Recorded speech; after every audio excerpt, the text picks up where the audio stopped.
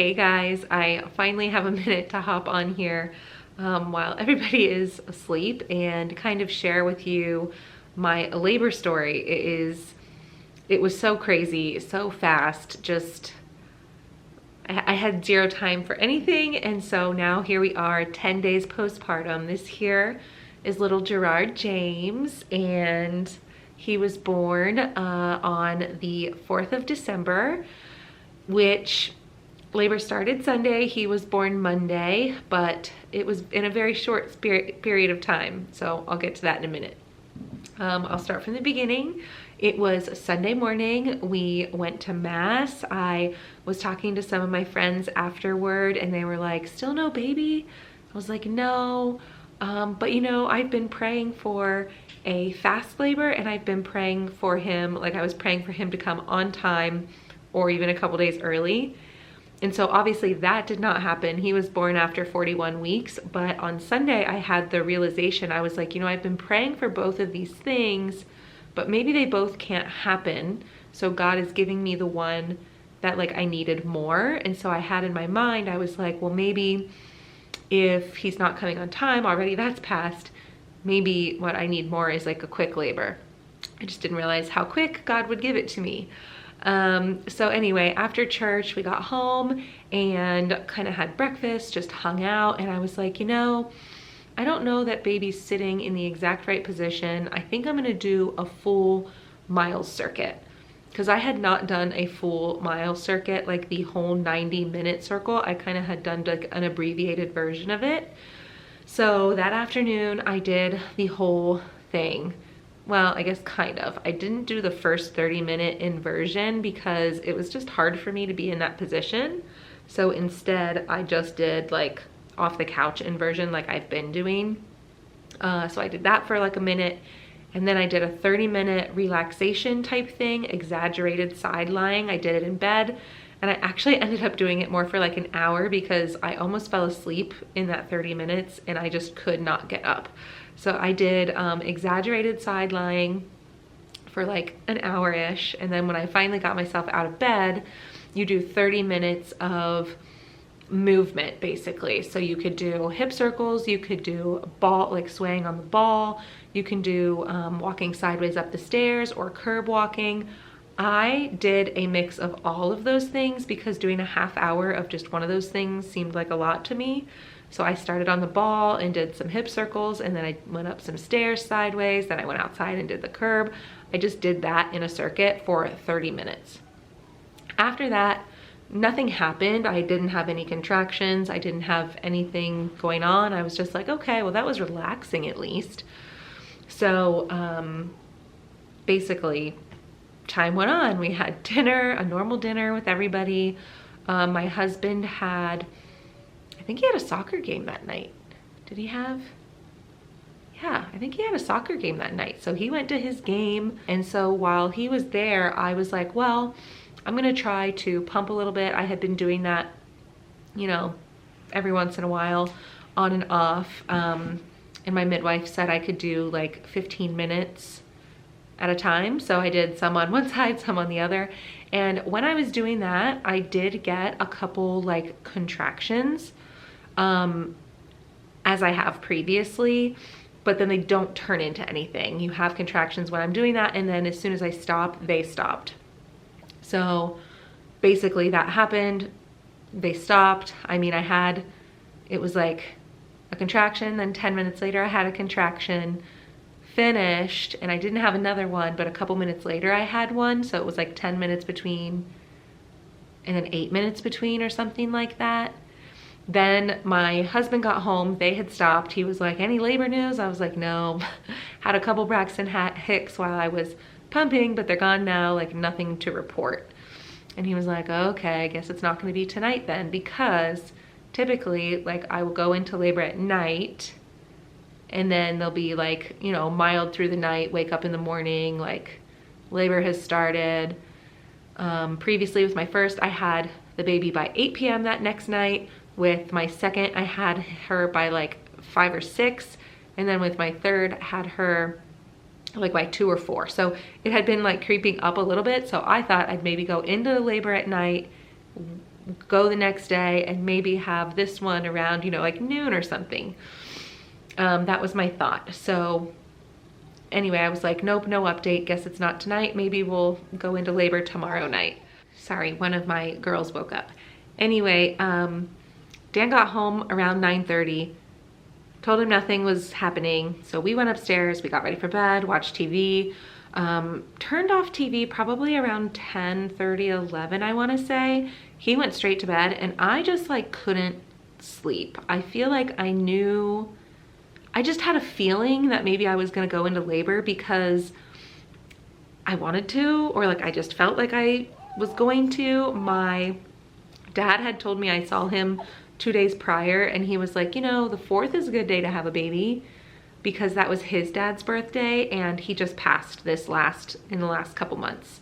So I think I kind of was like, yeah, Grandpa, bring me this baby. And I was like, I have to go into labor tonight if that's gonna happen. So I need that to happen. And so I just had that in my mind, like, no, we're going into labor tonight. And I just couldn't sleep. So I went on Instagram and people had asked me for some gift guide stuff. So I was responding to questions on Instagram on like, you know, what would you get for a 2-year-old type thing. And I was posting what I would get for a 2-year-old. And while that was happening, I was like, I think I'm having contractions. So this is maybe like 11:30, 11:45 timing wise, right? And so I had the inkling, like, I think contractions started and this is on their own. I should download a contraction app. And so I downloaded a contraction app and I started timing them.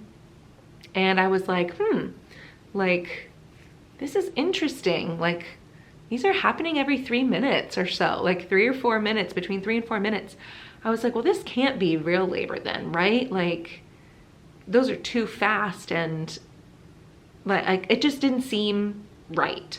So I kept responding to those Instagram questions and at about 12:30, I was like, they're starting to get a little bit more like hard. Like, these are not fun.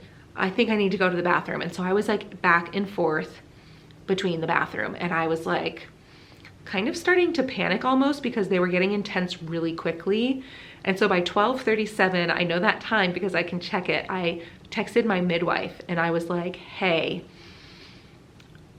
I'm in labor. I know I'm in labor. Like, at this point, contractions are a little too hard to not be real labor, but I don't think it's anything like urgent because like I haven't had a bloody show. My like nothing other than these like random contractions have started. So I didn't even call her. I knew she wouldn't probably get that text message because it was the middle of the night, 12:30.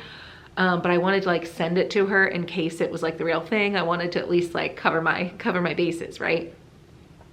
Well, at about like 12:40, like a couple minutes later, I went into the room and I was starting to panic and cry. And Dan was like, what's going on? I was like, I know I'm in labor, but I don't know what's happening. Like, I just don't know. And so again, I was back and forth between the bathroom. He was like, well, I don't know what to do to help you. I was like, I don't know either.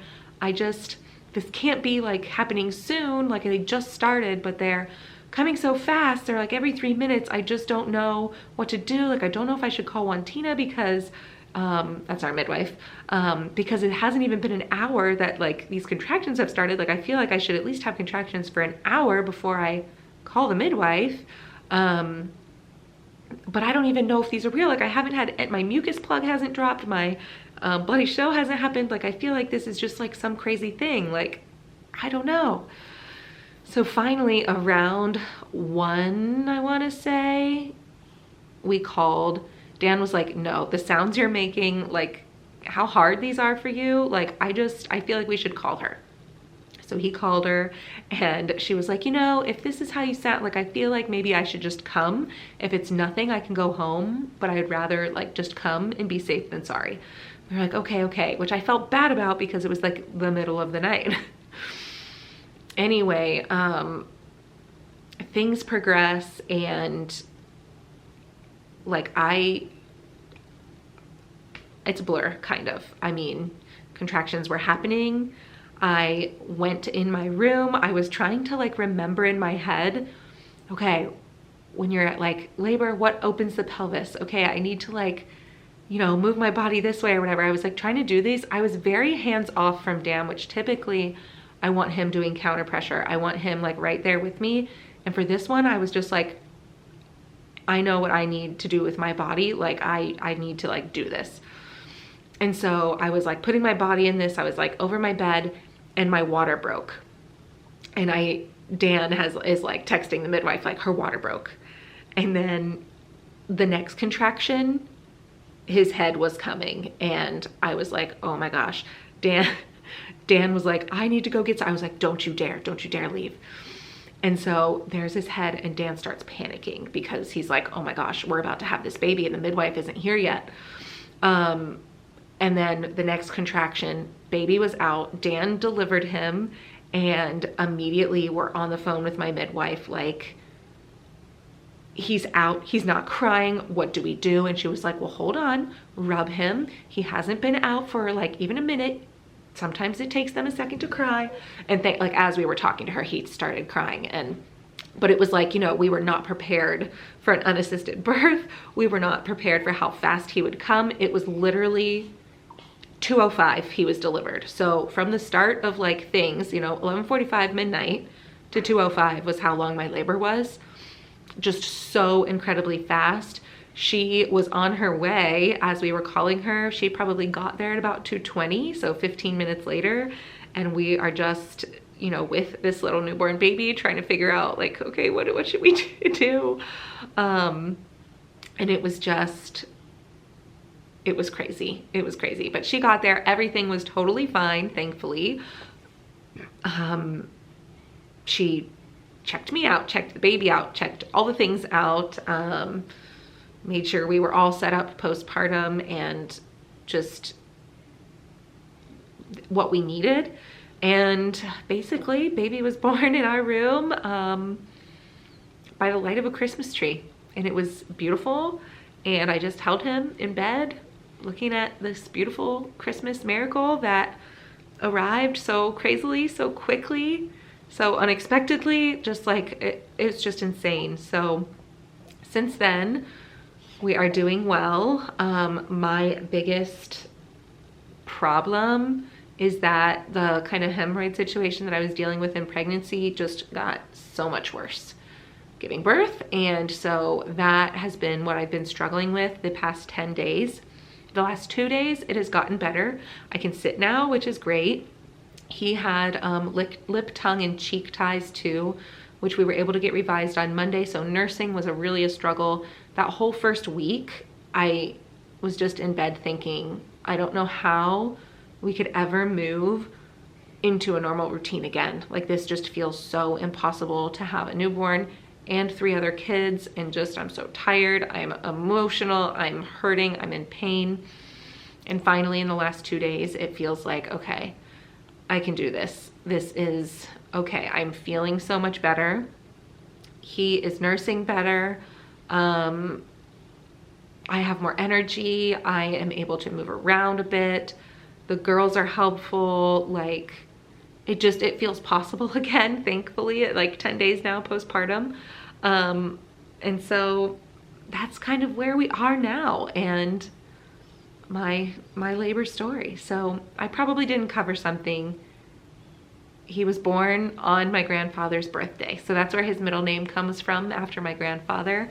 And I don't know, for more questions, comments, leave them in the comments below. If you've been following my pregnancy journey and you are about to give birth yourself, or if you have in the time that's like passed until now, then drop me a note. I love seeing that stuff from you guys. When you comment and say, I'm a week behind you, like this is so crazy. Then I know there's people who are a week behind me who probably have had their babies, and I wanna know, did you have a girl? Did you have a boy? Are they healthy? How are you doing? So please let me know that in the comments below too. I really do love hearing that. So that's all for today, and I will see you guys next time. Bye.